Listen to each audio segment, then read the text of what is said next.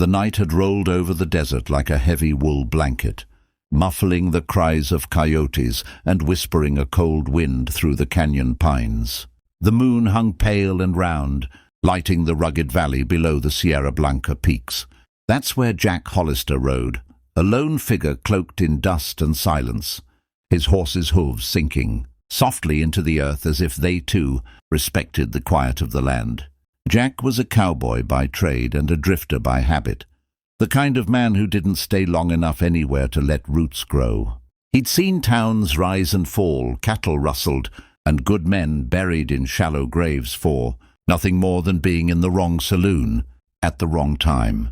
His heart was a scarred thing, stitched together with regret and whiskey, and he preferred it that way, closed and forgotten. The storm had driven him home tonight. His cabin, tucked in a fold of the canyon where the wind couldn't reach, was little more than logs, a tin roof, and a fire that burned only when he could find wood. As his horse snorted and stamped, Jack dismounted and led the tired animal into the corral. He rubbed its neck, whispered a tired thanks, and trudged toward his door. He expected the same silence as always, but when he pushed open that old creaking door, the silence was broken by the softest, strangest sound. A breath, a shiver, a whisper of life. His hand went instinctively to the colt on his hip. "Who's there?" he barked, voice low and sharp as the edge of a knife. There was a pause, then a flicker of movement by the fire. Someone, no, a woman, sat curled in the corner of the room, wrapped in one of his wool blankets. Her skin gleamed copper in the firelight, her long dark hair tangled and wild. The instant Jack saw her face, he froze. She wasn't white. She wasn't from any ranching family or town nearby.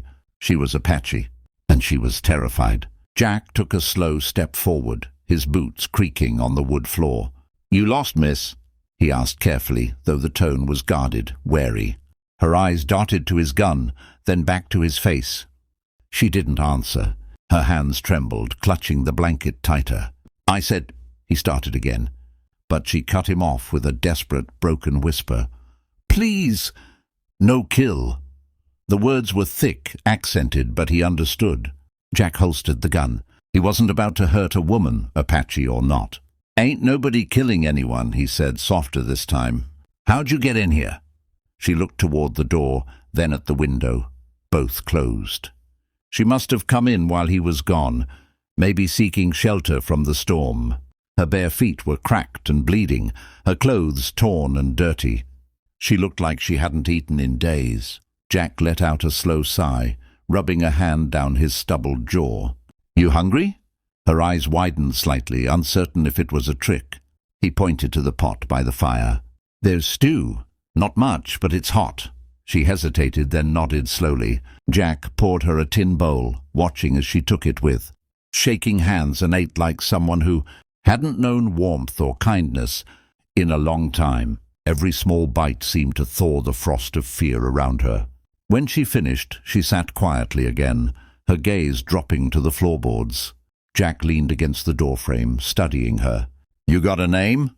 he asked after a long silence. She looked up.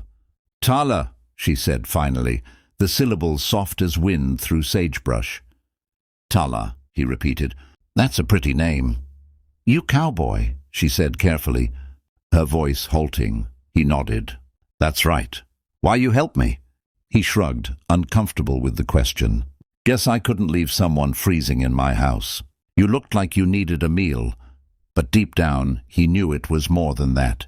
Something about her eyes, deep, dark, and filled with both fire and fear, had stirred something inside him he hadn't felt in years. Compassion, maybe, or something older. "Where you from?" he asked. She hesitated. "Far my people had gone." "Soldiers come!" Jack felt his stomach knot. He'd heard the stories, cavalry raids, captured tribes, families torn apart in the name of civilization. It wasn't right, but it was how things went in these wild lands. "I'm sorry," he said quietly.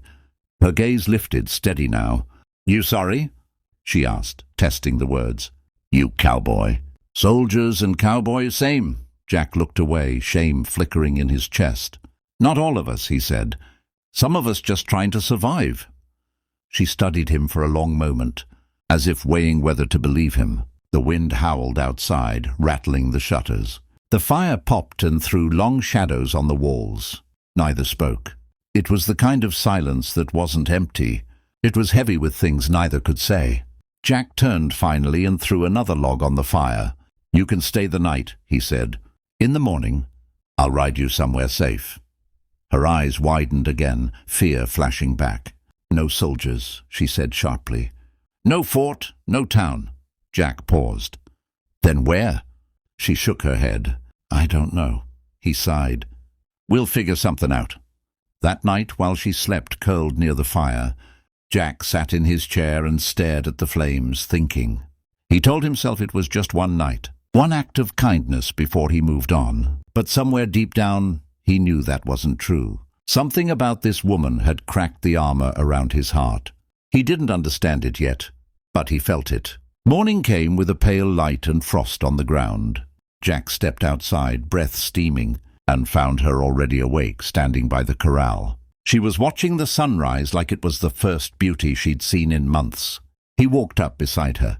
"You ride?" he asked. She nodded. "Long time ago." He gestured toward the spare horse. "You'll remember." She hesitated, then looked at him, her eyes soft now, almost grateful. "You kind?" she said simply. Jack didn't answer. He just helped her into the saddle. But as they rode out together, something changed in the air.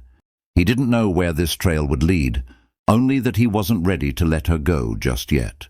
As they disappeared into the canyon's golden morning light, Jack felt the stir of something he'd long thought dead. Hope. And that's how it began.